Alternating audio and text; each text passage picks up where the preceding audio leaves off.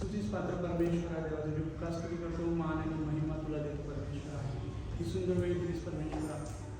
तर परमेश्वरा तुझ्या मंदिरात तुझ्याविषयी बोलणं परमेश्वर बाबा, हे आमच्या पात्रतेत बसतच नाही, कारण आम्ही तुझ्याकडे उभंच राहू शकत नाही परमेश्वरा, इतका तू पवित्र आहे. तरीही परमेश्वरा तू संधी दिलीस म्हणून तुझे आभार मानतो, स्तुती करतो परमेश्वरा. माझ्या मनचे विचार तुला माहीत आहे परमेश्वरा. माझ्या मुखातून निघालेला प्रत्येक शब्द तुझ्याकडून असावा असे बोल परमेश्वरा. येशूच्या नावाने प्रार्थना केली म्हणून तो एक बाबा, आमेन. माझ्या लक्षात हे नव्हतं त्याचं वचन पाठवायचं आणि हे टायटल द्यायचं. पालक सरांनी मेसेज पाठवलेला होता आणि मी सकाळी बघितलं त्यावेळेला माझ्या लक्षात आलं. पण मी जे बायबल वापरतो त्याचं टायटल हेच होतं, नवीन जीवित करणे. आणि रोमकरासपत्राचा 12वा अध्याय, तर तो अध्यायाच्या आधी वर हे टायटल होतं. मग हे मी विचार करत होतो, नवीन जीवित करणं, नवीन जीवित करणं.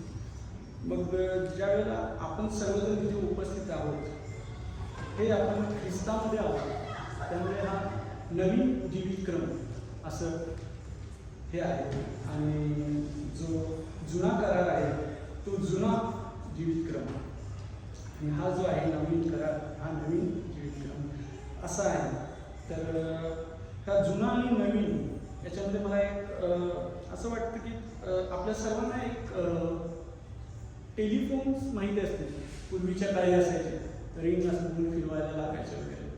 तर मला ते तसं वाटतं की तो जुना लँडलाईन, तो फोन आणि आत्ताचा मोबाईल, तो जुना हा नवीन. म्हणजे त्याच्यामधून पण आपण बोलू शकत होतो, याच्यामधून पण आपण बोलू शकतो, पण त्याच्यामध्ये ही फॅसिलिटी नव्हती की त्याची स्क्रीन नव्हती किंवा आपण त्याला मेसेज पाठवू शकत नव्हतो. आणि त्याच पद्धतीने तो जुना आणि हा नवीन, म्हणजे ख्रिस्ताने येऊन आपल्याला असं काही दिलेलं आहे की आपल्याला जरी अडचणी आहेत, जरी सर्व गोष्टी आहेत, तरी आपण त्याच्या जवळ जाण्यापासून आपल्याला कोणी थांबवू शकत नाही.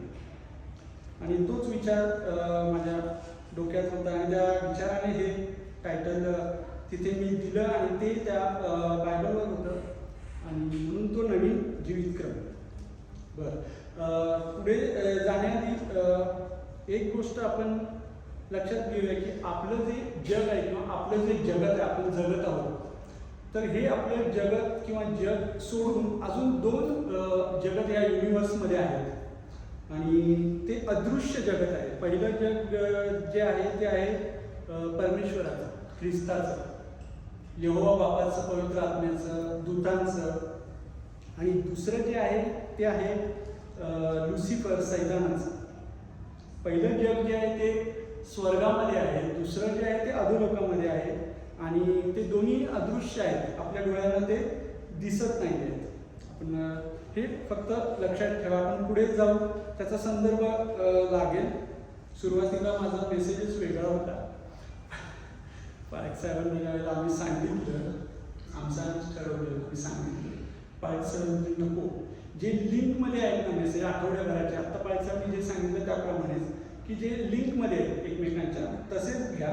आणि मग म्हणाले तू वेगळा मेसेज तयार कर, आणि मी वेगळा मेसेज काल तयार केला आणि तो सगळा लिहून घेतला, कारण माझ्या डोक्यात तो जुना मेसेज होता संपूर्ण.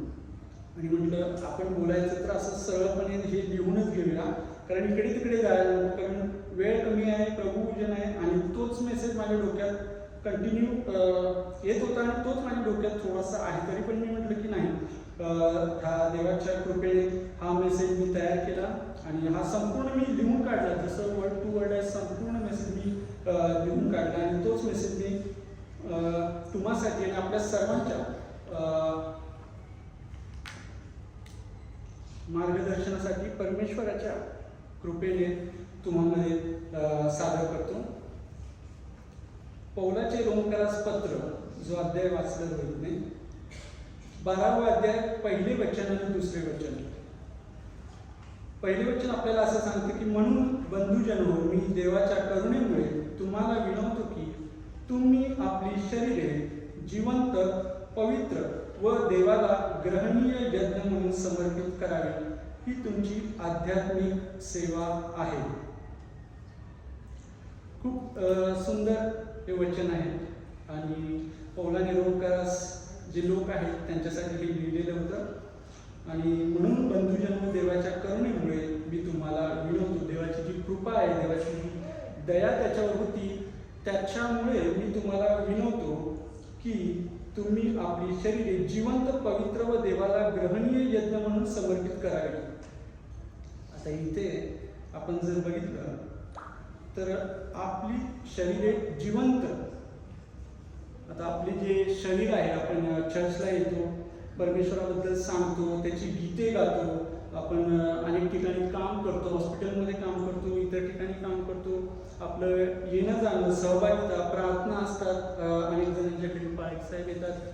तर आपलं हे जे जाणं येणं किंवा या ज्या गोष्टी करणं आहे याला जिवंतपणा म्हणतात.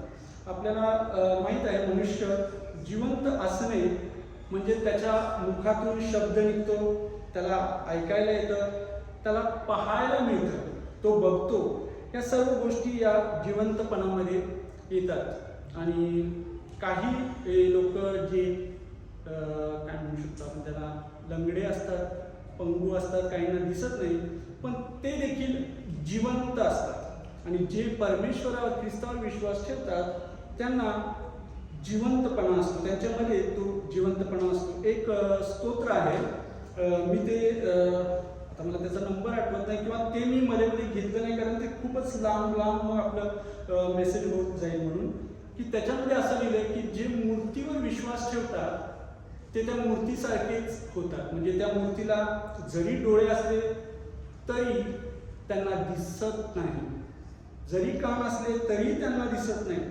जरी नाक असलं तरी त्यांना वास येत नाही. म्हणजे त्यांच्यावर जे विश्वास ठेवतात हे त्या मूर्तीसारखे होतात.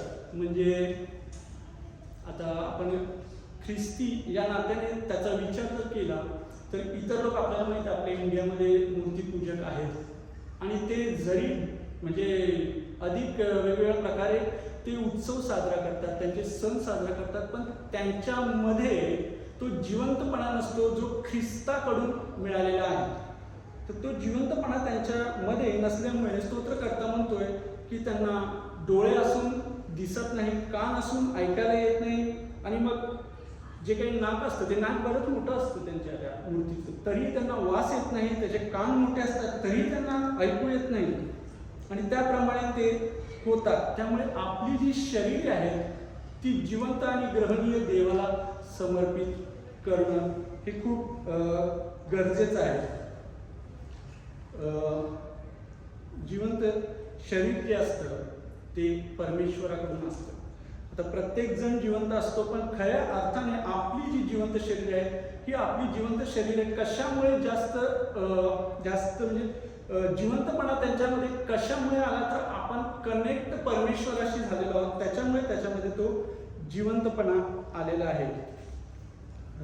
बायबल आपल्याला सांगते की मनुष्य जर मरण पावला तर तो किंवा ती व्यक्ती परमेश्वराची स्तुती करू शकत नाही.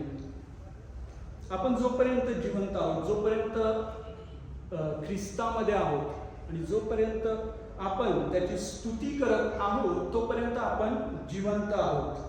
त्यामुळे तो जिवंतपणा असणं आपल्यामध्ये हे खूप गरजेचं असतं.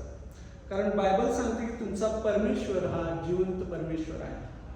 तो स्वतः सांगतो. मला कित्येक लोकांनी, ज्यावेळेला मी इंडियामध्ये असायचो त्यावेळेला अनेक जण माझ्याशी बोलताना ते म्हणायचे, तुमचं असं कसं लिहिलं की तुमचा देव जिवंत आहे, म्हणजे देव काय मेलेला वगैरे असतो काय? तर तसं नाही आहे. परमेश्वर सांगतोय कारण परमेश्वर तसा आहे, तो जिवंत परमेश्वर आहे, आणि म्हणून त्याची भक्ती आपण जे जिवंत लोक आहेत त्यांनी करणं खूप गरजेचं आहे. ज्यावेळेला आपण याचा विचार करतो, आपली जिवंत शरीरे म्हणजे फक्त हे शरीर असं नाही आहे, किंवा फक्त आपण चर्चला येतो, एखादी सहभागिता अटेंड करतो, कॉयरमध्ये गातो, इतर गीते गातो, असं नाही आहे ते. तर तुमचं संपूर्ण जीवन, तुमचे विचार, तुमची कृती, तुमच्या भावना हे सर्व परमेश्वराला समर्पित करणं गरजेचं आहे. 3 इथे हे म्हणलेलं, एक तर आहे विचार, दुसरी कृती आणि तिसरं भावना. आपले जे विचार आहेत त्या विचारांचा ताबा परमेश्वराकडे सोपवणं खूप गरजेचं आहे. कधी कधी आपण म्हणजे चर्चमध्ये असतो पण आपले विचार कुठेतरी दूर असतात, कुठेतरी वेगळ्या ठिकाणी असतात, कुठेतरी आपण कुठल्या तरी त्या एखाद्या हॉटेलमध्ये किंवा इकडे काहीतरी सुरू आहे किंवा बाहेर असं सुरू आहे किंवा इंडियामध्ये आपल्या इथे असं सुरू आहे. ते विचार आपल्याला डोक्यात येत असतात. तर त्या विचारांचा ताबा विशेष करून परमेश्वराला देणं खूप गरजेचं आहे. आणि ज्या वेळेला आपण मी इथे उभं राहिल्यावरती आपल्याला जास्त जाणवतं, कारण आपलं लक्ष आपल्याला त्या मेसेजवरच ठेवावं लागतं. इकडं दुसरं काहीच तुम्हाला डोक्यात येऊन फायदा नसतो, कारण आपल्याला तो परमेश्वराकडून जे काही आलं तेच देणं गरजेचं असतं. त्यामुळे आपले विचार जे आहेत त्याचा ताबा विशेष करून परमेश्वराला देणं गरजेचं आहे. दुसरं आहे कृती. आपण काय कृती करतो. आपण ज्या वेळेला एखादी गोष्ट करतो ती गोष्ट परमेश्वराला प्रिय आहे किंवा नाही हे जाणणं खूप गरजेचं आहे. आपण म्हणतो आपण चर्चला आलं पाहिजे, चर्चला आपण आलो, प्रार्थनेत आलं पाहिजे, कुणाचा वाढदिवस असला, इतर गोष्टी असल्या प्रार्थनेला आपण जातो. या कृती चांगल्या आहेत, पण परमेश्वराला कुठल्या कृती अपेक्षित आहेत. ज्यावेळेला आपण ह्या शरीराद्वारे ज्या कृती करतो त्या परमेश्वराला मान्य होणंही तितकंच गरजेचं असतं. किंवा आपण प्रार्थनेमध्ये तर जातोच, पण आपलं म्हणजे आपलं जे वागणं असतं ते वेगळ्या पद्धतीचं असतं. मी ज्यावेळेला नवीन ख्रिस्तामध्ये आलो तर आमची एक म्हणजे असं युथ ग्रुप होता आमचा, अल्फा युथ ग्रुप, आम्ही त्याला नाव दिलेलं. आणि आम्ही सगळेच तरुण होतो, म्हणजे 10वी 11वी 12वी असे तरुण होतो आम्ही. आणि प्रत्येक प्रेयरला पाळक साहेब घेऊन जायचे, आम्ही बसायचो, हे करायचो. पण आमचं लक्ष ते पाळक साहेब ज्यावेळेला मेसेज सांगायचे त्यावेळेला थोडं असायचं, पण बाकीच्या गोष्टी आम्ही जास्त बडबडत बसायचो. म्हणजे आज कोणाची मॅच आहे, आज इकडे हे झालं, आज तिकडे ते झालं. तर या गोष्टी ज्या आहेत ह्या परमेश्वराला आवडत नाही. पण त्या गोष्टी त्या म्हणजे जसं आपण परमेश्वरामध्ये वाढत जाऊ ना तसं तसं त्या सगळ्या गोष्टी कमी होत जातात हे मला सांगायचं आहे. कारण आता जर मी बघतो किंवा विचार करतो आताचे तरुण किंवा आमची लेकरं, अरे बस बस बायबल वाच, हे वाच, थोडा वेळ बसणार, परत पळत पळत सांगू जाणार, कुठेतरी उड्या मारत बसणार, हे करणार आणि तो ऐकतच नाही. मग आता हे लेकरांचं कसं, तर मला ते आता आठवतं की आम्ही जेव्हा असं पळत होतो आई सांगत होती अरे बसा, एका ठिकाणी बसा, नाही तर म्हणजे धरून मारायचेच आमचे. दुसरं तिला काय तोंडाने बोलतच नव्हती ती कधी, पप्पांनी कधी मारलं नाही. पण ते दिवस मला इतके आठवतात ना की आपण अशा परिस्थितीतून आलो आणि इतकं सुंदर परमेश्वराने आपल्याला चालवलं. आणि हे जीवन असंच आहे, तुमची जी शरीरे आहेत त्याला परमेश्वर खूप चांगल्या पद्धतीने मार्गदर्शन करत आणतो. तो लगेच सगळ्या गोष्टी तुम्हाला देत नाही. ज्यावेळेला तुम्ही त्याला समर्पित होता, तुमचे विचार कृती, त्यावेळेला तो तुम्हाला लगेच सर्व गोष्टी देत नाही. लगेच प्रत्येक गोष्टीचं प्रकटीकरण प्रत्येक वचनाचं असं तो देत नाही. त्यावेळेला जेव्हा मी नवीन होतो त्यावेळेला आम्ही पाळसाहेबांचे मेसेज असं ऐकून इतकं ते आम्ही आशीर्वादित व्हायचो आणि इतकं आम्हाला चांगलं वाटायचं ना. मी पेन जे काही मिळेल ते बुक घेऊन अगदी प्रत्येक मेसेज घेऊन काढून असं तसं म्हणजे अगदी पूर्ण पवित्र आत्म्याने आपण म्हणू शकतो ना, आपण एकदम पवित्र आत्म्याने एकदम तो हेच झाला असं इतकं आम्ही त्यावेळेला होतो. पण नंतर नंतर नंतर नंतर ते कमी कमी कमी होत गेलं. मग आम्हाला मधल्या काळात मी म्हटलं परमेश्वर असं कसं काय. पण परमेश्वर प्रत्येक परिस्थितीतून तुम्हाला घेऊन जात असतो. आपल्याला त्या पाळसाहेबांनी ते गव्हाच्या ज्या सीडचा उदाहरण दिलं असेल, ते सीड जर उगवायचं असेल ना तर त्याला पहिलं त्या जमिनीत जाऊन त्याला मरण घ्यावं लागतं आणि त्या मरणामुळे ते सीड पूर्ण वाढून वर येतं. तसं आपलं जीवन परमेश्वर घेऊन जातो. ज्या वेळेला इस्रायल लोकांना घेऊन गेला त्यांना 40 वर्ष वाट पाहावी लागली. मोशे असे तुम्ही जे संदेश घ्याल त्यांना तेवढा वेळ वाट पाहून पाहून पाहून मग पुढे येऊन ते ख्रिस्तासाठी अगदी उभे राहिले. म्हणजे कोणाशीही ते न घाबरता न डरता त्या प्रत्येक लोकांसमोर उभे राहिले. त्या पद्धतीचे योबाचं जे काही संकट त्याच्यावर आली, इतकी संकट मी विचार करतो की एवढी संकट याच्यातली 2-3 जरी आली असती माझ्यावर ना विषय नाही. खरंच आहे ते म्हणजे योबाला, त्याचा मी एक मेसेज ऐकलेला आहे योबा संदर्भातचा. त्याच्या शरीरावर असे फोड आले होते, गळवे आले होते आणि त्याला त्याच्यामध्ये प्रत्येक याच्यामध्ये पस झाला होता पूर्ण. त्याला खड्ड्यात जाऊन बसलेल्या त्या खापरीने तो घासत होता. किडे आत जाऊन यायचे, परत दुसरे किडे वर यायचे. इतकं त्याचं भयानक जीवन ना. पण परमेश्वराची दया आणि कृपा त्याच्या समवेत होती. त्याची बायको त्याला म्हणत होती कुठला देव आणि काय. त्याची बायको म्हणत होती नाही सांगतोय की आहे ना माझा स्वभाव थोडा तसा आहे. मी असं म्हटलं की नाही देवा मी तुझा मेसेज अगदी सिरियस आणि गंभीरपणे सांगेन, पण ते परमेश्वराकडूनच आहे. मला ती सवय आहे थोडी, कारण लोकांच्या मध्ये त्याच्या डोक्यामध्ये तो मेसेज अगदी चांगल्या पद्धतीने बघतो. आणि अनेक जण असे आहेत की त्या पद्धतीने मेसेज सांगतात. सांगण्याचा उद्देश हा होता की आहे ना त्याची बायको जरी ओरडत होती तरी त्याचं लक्ष तिच्याकडे नव्हतं, पण त्याचं लक्ष परमेश्वराकडे होतं. अगदी तो मरणाच्या दाढेत होता. आणि दुसरा म्हणजे योना त्या माशाच्या पोटात होता. तो माशाच्या पोटात होता. असं म्हणतात की आहे ना अधोलोकाच्या टोकापासून तो ओरडत होता आणि तिथून त्याने प्रार्थना केली. जवळजवळ मेलेलाच तो, आणि तिथून त्याने प्रार्थना केली आणि परमेश्वराने त्याचं ऐकलं आणि त्या माशाने त्याला किनाऱ्यावर ओकून दिलं. आणि असे ते संदेशातील लोक होते. आणि या नवीन करारामध्ये परमेश्वराने आपल्याला निवडलेले आहे, आपल्याला निवड करून घेतलेली आहे. त्याचं आपण किती आदरण, किती त्याला समर्पित होणं गरजेचं आहे. पहिले झालं विचार, दुसरी झाली कृती आणि तिसरी भावना. आता भावना आपल्या सर्वांनाच, मनुष्य या नात्याने भावना आहेत. आणि त्या भावना कधी कधी आपण साक्ष सांगताना वगैरे आपल्याला अगदी हे होतं, म्हणजे डोळ्यात पाणी येतं वगैरे, कारण ते गरजेचं आहे. कारण आपल्याला परमेश्वराने जे हृदय दिलेलं आहे, ज्यावेळेला आपण त्याचा स्वीकार करतो त्यावेळेला तो पाषाण हृदय काढून टाकतो आणि त्याचं मांसमय हृदय तो आपल्याला देतो. आपल्याला कळवळा येतो प्रत्येक गोष्टीचा. मदर तेरेसाचं उदाहरण तुम्हाला माहीत आहे की ती त्या कुष्ठरोग्यांसाठी, कुणीही आजारी असेल तर त्याच्यासाठी त्याला मदत करण्यासाठी ती तयार असेल. आणि ते अंतःकरण परमेश्वराने तिला दिलेलं. आणि तसेच अंतःकरण आपणा सर्वांमध्ये परमेश्वराने दिलेलं आहे. विशेष करून तुम्ही जे नर्सिंग फील्डमध्ये आहात, तुम्हाला ती, जरी तुम्ही ते ॲज अ वर्क करत असाल तरी ती सेवा आहे, ती देवाच्या दृष्टीने खूप महत्त्वाची आहे. मी याचा विचार करत होतो या सेवेचा किंवा जे वर्क करतात त्यांच्याबद्दल, की परमेश्वरा शब्दात दिवशी जर ते आले नाही तर तू असं बायबलमध्ये कुठे लिहून ठेवलेस का बायबलमध्ये की नाही आज काम आहे, मी काही येणार नाही शब्दात दिवशी. पण नंतर परमेश्वराने मला सांगितलं की जे तू माझ्यामध्ये करतोस, जे तू पृथ्वीवर जे काम करतोस किंवा जे कृत्य करतोस किंवा जे कामकाज करतोस ते मी स्वर्गात मान्य करेन. आणि त्यामुळे आणि त्याच्यानंतर मग मी तो विचार सोडून दिला, कारण जे काही तुम्ही करता ते परमेश्वरामध्ये करता आणि परमेश्वरासाठी करता. आणि अशा वेळेस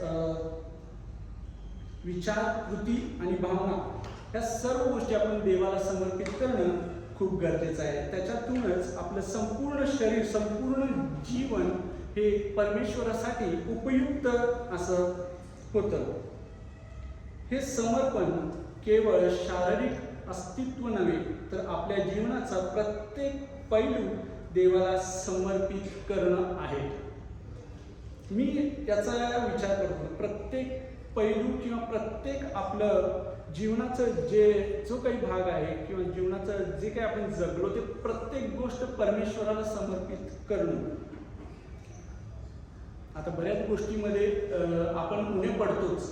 म्हणजे कधी कधी आपण खोटं बोलतो, कधी कधी आपण पैसे देतो, कधी कधी चुकीच्या गोष्टी करतो.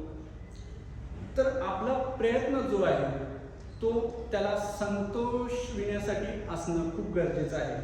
जेवढं आपल्याला टाळता येईल त्या गोष्टी तेवढं टाळणं गरजेचं आहे. पण सगळंच आपल्याला जमणार नाही, कारण सगळ्याच गोष्टी आपल्याला आपल्या शरीराकडून होणार नाहीत, कारण आपल्यामध्ये आदामाचं जे काही आहे पाप ते आपल्यामध्ये आहे. त्यामुळे सर्व गोष्टी आपल्यासाठी लाभदायक अशा ठरणार नाहीत किंवा परमेश्वराला ग्रहणीय आपण करू शकत नाही, कारण आपण अशा शरीरामध्ये आहोत ज्याच्यामध्ये पाप आहे. आता त्याच्यासाठी पुढचा जो मुद्दा आहे, जिवंत शरीराचे समर्पण हे पवित्र आत्म्याच्या सहाय्याने होते. आणि ही गोष्ट मला खूप आवडते की यहोवा बापाने ख्रिस्ताला पाठवलं मनुष्य रूपामध्ये आणि ख्रिस्ताने आपल्यामध्ये तो पवित्र आत्मा ठेवला. ज्या वेळेला तो पवित्र आत्मा आपल्यामध्ये असतो, मला त्यावेळेला एक गोष्ट आठवली. प्रवीण ब्रदरांनी आपल्याला विचारलेलं सगळ्या चर्चेला की कोणाकोणामध्ये पवित्र आत्मा आहे असं वाटतं का? डोळे बंद करा आणि हात वर करा. मी त्यावेळेला हात वर केलेला. त्याचं कारण मी सांगतो तुम्हाला. कारण असं काही लोकांचं असं मत आहे की तुम्ही पवित्र आत्मा तुम्हाला मिळाला किंवा तुमचा उद्धार झाला तर तुम्हाला काय लायसन्स मिळतं का चुका करायचं किंवा पाप करायचं? तर तसं नाही आहे. तसं ते अजिबातच नाही आहे. पवित्र आत्मा दिलाच त्याच्यासाठी आहे येशू ख्रिस्ताने की आपल्याला तो मार्गदर्शन करतो. त्याला कबुतरासारखं सांगितलेलं आहे. तो असा अगदी तीव्र ह्याने तो कधीच वागत नाही, कारण जर तो तसं वागला किंवा त्याने त्या पद्धतीने वागलं तर आपण नष्ट होऊन जाऊ, आपण भस्म होऊन जाऊ, कारण तो परमेश्वर आहे. तो अगदी लीनतेने नम्रतेने आपल्याला चालवतो. आणि एक उदाहरण मी वाचलं होतं. एक पास्टर होते आणि चर्चमध्ये काम करायचे. त्यांचा उद्धार झाला, त्यांची कृती चांगली होती, सर्व गोष्टी होत्या. अचानक त्यांच्या जीवनामध्ये एक वेगळीच त्यांच्या जीवनाला कलाटणी मिळाली की ते ख्रिस्ताला सोडून, परमेश्वराला सोडून आहे ना चुकीच्या गोष्टींमध्ये गेले. चुकीच्या गोष्टींमध्ये गेले म्हणजे जे सैतानी चर्चेस वगैरे असतात त्या ठिकाणी ते जाऊ लागले. त्या ठिकाणी जाऊ लागले आणि परमेश्वराच्या नावाला दोष देऊ लागले. असं झालं, तसं झालं आणि बऱ्याच चुकीच्या गोष्टी ते सांगू लागले. आणि अशा वातावरणात आता कोण म्हणेल की त्यांना पवित्र आत्मा मिळालेला होता किंवा मिळालेला आहे, पण त्या परिस्थितीमधूनही होली स्पिरिटने त्यांना तिथून परत आणून त्या चर्चमध्ये उभं केलं आणि तिथून पुढे त्यांनी पुन्हा पश्चाताप करून आपलं जीवन सुरू केलं. आणि म्हणजे सांगण्याचा उद्देश माझा हा आहे की तुम्हाला पवित्र आत्मा तुमच्या चुका दाखवतो आणि त्या चुका तुम्ही त्याच वेळेला त्याचं क्षमा मागून तुम्ही पुढे जाऊ शकता. तेच डोक्यात ठेवून नाही तर त्याच वेळेला त्या क्षमा मागून तुम्ही पुढे जाऊ शकता. ज्या वेळेला पवित्र आत्मा तुमच्यामध्ये असतो. आता 2 आठवड्यापूर्वीच आपण असं म्हणतो की परमेश्वराने आपलं 2 वे कनेक्शन आहे, तिकडून पण इकडून. 2 आठवड्यापूर्वी मी जरा थोडं प्रार्थना केली आणि मी विचारलं परमेश्वराला की तुझ्या बाजूचं कनेक्शन काही कट झालं, काही वायफाय कमी झाला की काय म्हटलं. कारण मी तेव्हापासून ते प्रार्थना बंद केली, थोडे दिवस बोलणं पण बंद केलं परमेश्वरावर. म्हणजे आणि मग नंतर मग मी विचार करू लागलो की ना असं झालं तसं झालं. म्हणजे मी म्हणजे परमेश्वराला मी वाईट बोलत नव्हतो, पण परमेश्वराशी कनेक्शन माझं कट झालेलं. मग ते बिनाला ते माहीत होतं. बिनाला समजलं की प्रार्थना सोडून दिली, हे सोडून दिलं. म्हणजे असं 2-3 वेळा होतं असं वर्षात जरा. मी येशू ख्रिस्ताला एक मित्र म्हणूनच समजतो आणि मला तो आनंद मला मिळतो की पण असं झालं. आणि नंतर मग परत थोड्या दिवसांनी परत ते कनेक्शन इतकं छान पद्धतीने ते कनेक्ट झालं ना आणि मला इतका आनंद झाला. आणि मग त्याचं कारण मी तुम्हाला सांगतो की आपल्यामध्ये जो पवित्र आत्मा असतो ना तो आपल्याला शांत बसू देत नाही. सवय होती बायबल वाचायची, बायबल घ्यायची, गाणी म्हणताना तोंडात सगळी परमेश्वराचीच गाणी. म्हटलं परमेश्वर तुम्हाला सोडतोयस का तसाच ठेवतो. पण ते होली स्पिरिट माझ्यामध्ये जो होता तो मला फिरून तिथेच आणत होता आणि परमेश्वराला मी त्यावेळेला पण क्षमा मागितली आणि पुढे त्याची प्रेयर वगैरे मी सुरू केली आणि तो आनंद काही वेगळाच असतो. म्हणून मी सांगतो की ना तुमच्यामध्ये पवित्र आत्मा जर आहे तर तुम्ही या सर्व गोष्टी करू शकता. तुम्ही बायबल वाचू शकता, कितीही वेळ तुम्ही बिझी असाल, तुम्ही कसंही असाल, पवित्र आत्मा तुम्हाला पहाटे उठवून बसवेल, बायबल तुम्हाला रीड करावंसं वाटेल. आणि या सर्व गोष्टी ज्या आपण करतो, प्रार्थना वगैरे, जर कोणामध्ये असं वाटतं की आमचं मनच नाही लागत किंवा हेच होत नाही, तर त्यांनी स्वतःला थोडं चेक करून घ्यावे, तपासून घ्यावे की नक्की आपण परमेश्वराच्या त्या प्रीतीमध्ये, त्या भयामध्ये आपण आहोत की नाही. हे मी का सांगतोय, कारण या शेवटच्या दिवसामध्ये काय होईल काय नाही सांगू शकत नाही. जर तुम्हाला त्या ख्रिस्ताबरोबर जर जायचं असेल तर तुमच्यामध्ये तो होली स्पिरिट असणं खूप गरजेचं आहे आणि तो पवित्र आत्माच तुम्हाला ख्रिस्ताबरोबर घेऊन जाणार. तुमचा उद्धार होणं खूप गरजेचं आहे आणि म्हणूनच तो ख्रिस्ताने पवित्र आत्मा दिलेला आहे. त्याला आपल्याला मार्गदर्शन तो करतो, आपल्याला तो प्रत्येक गोष्ट शिकवतो, आपल्याला प्रत्येक गोष्ट तो सांगतो आणि त्यावेळेला तुमचं जे प्रकटीकरण आहे तुम्हाला पटापट मिळत जाईल आणि तुम्हाला तो आनंद मिळेल जो पवित्र आत्मा आपल्याला देतो. पवित्र आत्मा मनुष्याला पापापासून दूर राहण्यास सामर्थ्य देतो. बऱ्याच वेळेला आपल्याला काय होतं, चुकीच्या गोष्टी आपण करत असतो, पण एक काळ असा येतो, एक वेळ अशी येते की ज्या वेळेला पवित्र आत्मा आपल्याला त्याच्यापासून परावृत्त करण्याचा प्रयत्न करतो आणि आपल्या त्या मनाला समजतं की हे चुकीचं आहे, हे अगदी म्हणजे आपल्या ख्रिस्ती आचरणाला न शोभण्यासारखं आहे. त्यावेळेला आपण त्याच्यापासून परावृत्त होतो, तिथून लांब जातो. बऱ्याच जणांचा रागीट स्वभाव असतो, अगदी रागीट, म्हणजे त्याला म्हणजे काहीच सहन होत नाही. आता मला पण कधी कधी राग झाला तर मी सानिध्याला ओरडत असतो, स्नोला तर भरपूर मार खाल्ला, सानिध्याने नाही खाल्ला तेवढा, तो इथे नव्हता. आणि ज्या वेळेला मी जर असं ओरडलो आणि म्हटलं आता झालं, त्याच्यानंतर त्यांनी जर ऐकलं नाही तर मी त्याला फटका दिला, तेवढ्यात तो पळत येतो आणि मला मिठीच मारतो. तो मिठी मारून धरतो, इतका जाम धरतो ना. म्हटलं होय होय, हे होली स्पिरिटचं किंवा परमेश्वराचं तसंच आहे. आपण जर कुठे भटकलो, हे झालो तर आपण काय करायचं, होली स्पिरिट आपल्याला सांगतो की येऊन ख्रिस्ताला मिठी मार, ख्रिस्ताजवळ बस, त्याचं वचन वाच, तो तुला क्षमा करेल. ज्यावेळेला यहोवा बापा आपल्याकडे बघतो, यहोवा बाप जो आपला परमेश्वर आहे, त्यावेळेला तो आपल्याला ज्यावेळेला बघतो तो ख्रिस्तामधून बघतो. ख्रिस्ताच्या रक्ताने आपण कव्हर असतो आणि ख्रिस्त आपल्याला बघतो त्यावेळेला आपल्यामध्ये तो होली स्पिरिट असतो.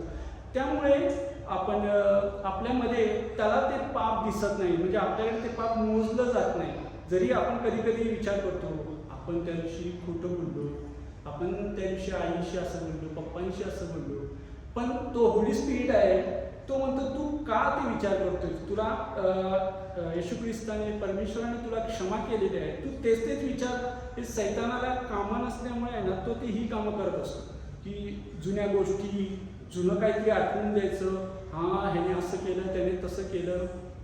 पण या गोष्टी तुम्ही तिथल्या तिथे सोडून पुढे जाणं खूप गरजेचं आहे आणि त्याच्यासाठी होली स्पिरिट खूप गरजेचं आहे. त्यामुळे मी सांगतो की तुम्ही स्वतः विचार करून बघा आणि होली स्पिरिट, पवित्र आत्मा हा फुकट मिळतो. कोणी हात ठेवून येण्याचे, म्हणजे डोक्यावर हात ठेवून तुम्हाला सांगितलं की तुम्हाला पवित्र आत्मा मिळाला आहे का किंवा असं काहीतरी वेगळं काहीतरी होईल असं काही नाही आहे. तुम्हाला पवित्र बायबलमध्ये जे सांगितलेले आहे, तुम्ही तुमच्या पापांचा अंगीकार करा, कबुली करा परमेश्वरासमोर, ते माना आणि आपले पाप कबूल करा आणि ते सोडून द्या, तुम्हाला तो पवित्र आत्मा दिला जाईल.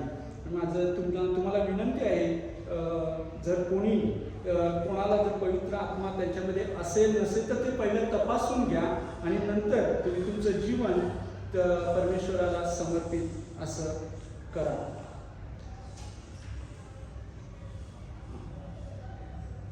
पवित्र आत्मा नेहमी आपल्याला आपल्या पापांची जाणीव करून देतो आणि ज्या वेळेला आपल्याला पापांची जाणीव होते त्यावेळेला तो पश्चाताप करण्यास आपल्याला सांगतो. पछतावा नाही, तो पश्चाताप आपण करणं खूप गरजेचं आहे. आपल्याला माहित आहे यहुदा इस्करियोत परमेश्वर येशू ख्रिस्ताबरोबर होता. येशू ख्रिस्ताबरोबर होता. पैशाची थैली बॅग त्याच्याकडे असायची. सगळ्यांचं दान धर्म वगैरे तो बॅगेत ठेवायचा. त्याच्यातून काही घेत होता. पण त्याने येशू ख्रिस्ताला अंतःकरणाने स्वीकारलेच नव्हते. तो चर्चमध्ये असायचा, त्याच्याबरोबर त्याचे चमत्कार त्याने पाहिले, त्याच्याबरोबर जेवला.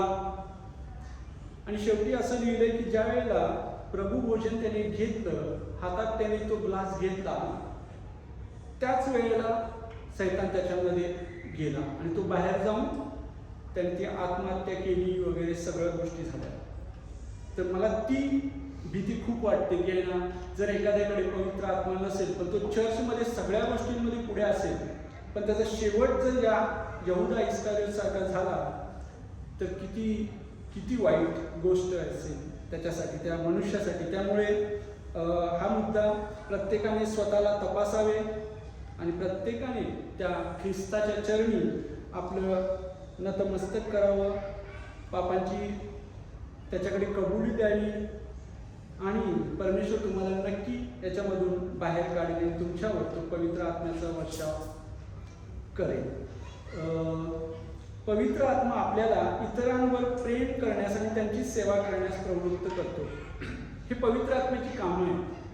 तो प्रत्येकाला अशा परिस्थितीमधून घेऊन जातो की जिथे त्याला सर्व लोकांची मदत करावी लागली किंवा सर्व लोकांवर विश्वासाचं म्हणजे विश्वासाने प्रत्येकाला हेल्प करणे आणि मदत करणे आणि अगदी काइंडनेसने, म्हणजे करायचे म्हणून नाही, मग तो कुठेही असो, चर्चमध्ये असो, बाहेर असो, ख्रिस्ती असो किंवा ख्रिस्तेतर इतर लोक असो, त्यांच्या बरोबर कशा पद्धतीने वागायचं हे पवित्र आत्मा आपल्याला खूप चांगल्या पद्धतीने शिकवतो. आपल्या इथे माहीत आहे इंडियामध्ये अनेक सण आणि हे सुरू आहेत इतर लोकांचे, तर त्यामध्येही आपले ख्रिस्ती लोक अगदी त्यांच्याबरोबर सर्व गोष्टी करत आहेत.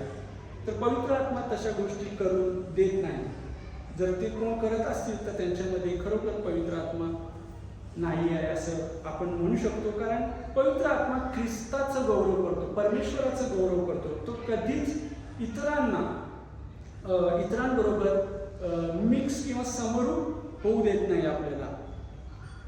पिता, पुत्र, पवित्र आत्मा हे परमेश्वर आहेत आणि त्यांच्या बरोबर चालणं किंवा त्यांच्या बरोबर त्यांच्या मार्गदर्शनात चालणं, त्यांच्या समोर नतमस्तक करणं, त्यांच्या समोर प्रार्थना करणं, या सर्व गोष्टी आपल्याला केल्या पाहिजेत. आणि मग त्यावेळेला या सर्व गोष्टी आपण करू त्यावेळेला आपल्याला ती आत्मिक जी फळे आहेत ती परमेश्वर किंवा पवित्र आत्मा आपल्याला देतो. आणि ती आत्म्याची जी काही फळे आहेत, प्रेम, आनंद, शांती, सहनशीलता, दयाळूपणा, चांगुलपणा, विश्वासूपणा, सौम्यता आणि आत्मसंयमन. प्रेम, आनंद, शांती म्हणजे आपल्याला असं काही तो बनवतो की प्रत्येक जण आपल्याविषयी बोलताना, आपल्या बरोबर बोलताना ते सांगतात की तुमच्यामध्ये काहीतरी वेगळं आहे, तुमच्यामध्ये काहीतरी वेगळंच असं बसतं. आणि मी ही उदाहरणं ऐकलेली आहेत की इतकं छान तुम्ही कसं बोलता किंवा इतकं सुंदर तुम्ही कसं मार्गदर्शन करता, ते म्हणजे त्याच्यामध्ये असलेला पवित्र आत्मा त्याला चालवत आहे. आणि हे खूप आपल्या ख्रिस्ती लोकांमध्ये ते आढळतं. इतर लोकांमध्ये चांगुलपणा आहे पण त्यांच्यामध्ये ती शांती नाही आहे. जी सार्वकालिक शांती ख्रिस्त देतो तशी शांती त्यांच्यामध्ये नसते आणि ती आपल्या लोकांमध्ये असते. म्हणून परमेश्वराची आपण स्तुती आणि गौरव केलं पाहिजे. वेळ झालेली आहे. फक्त एवढंच सांगतो की देवाला ग्रहणीय यज्ञ, त्या वचनामध्ये जे होतं, देवाला ग्रहणीय यज्ञ म्हणून समर्पित करावी ही तुमची आध्यात्मिक सेवा आहे. यज्ञ आपल्याला माहीत आहे, जुन्या करारामध्ये यज्ञ जे होते, होमबली, पापबली वगैरे सगळे देत होते. आणि मला एक आठवतंय, अश्विनी सिस्टरने सांगितलं, एक प्रश्न विचारलेला, म्हणजे जुन्या करारात तुम्हाला कुठलं कॅरेक्टर व्हायला आवडेल वगैरे. तर मला तिथे बसल्या बसल्याच ते हे झालं की क्लिक झालं की मला जुन्या करारात कुठलंच कॅरेक्टर करायला आवडलं नसतं. कारण परमेश्वराला माहिती आहे की मला कुठे ठेवायचं आहे, जुन्या करारात जन्माला घालायचं आहे की नवीन करारात. आणि दुसरं म्हणजे ख्रिस्त स्वतः म्हणत आहे की जे बघून विश्वास ठेवतात त्यापेक्षा जे न बघता विश्वास ठेवतात ते कितीतरी धन्य. आणि जुन्या करारात मला याच्यासाठी जन्म घ्यायचा नव्हता कारण त्यावेळेला ते बळी देत होते आणि बळी हे मला कुठल्याही धर्माचे असो, मला बळी हा प्रकार आधीपासून आवडत नव्हता. ज्यावेळेला मी ख्रिस्तामध्ये नव्हतो त्यावेळेलाही मला बळी हा प्रकार आवडत नव्हता. पण ज्यावेळेला मी ख्रिस्ताला स्वीकारले आणि बळीसाठी आपण कोणालाही किंवा कोणा प्राण्याची हत्या न करता ख्रिस्त स्वतःच तो त्या क्रूसखांबावर बळी गेला, हे माझ्यासाठी विशेष होतं आणि त्यानेच माझं जीवन पूर्णपणे बदलून टाकलं. आणि आता तुम्हाला बळी द्यायची गरज नाही किंवा कुठला यज्ञ करण्याचा गरज नाही. तुमची जिवंत शरीरे ही तुम्ही देवाला यज्ञ म्हणून अर्पण करू शकता आणि तेच तुमच्या जीवनासाठी आणि तुमच्या उद्धारासाठी जास्तीत जास्त महत्त्वाचं आहे. थँक्यू सो मच पायसल. मी इथे थांबतो, वेळ झालेली आहे आणि आपण प्रार्थना करूया. परमेश्वरा तुझे आभार मानतो, महान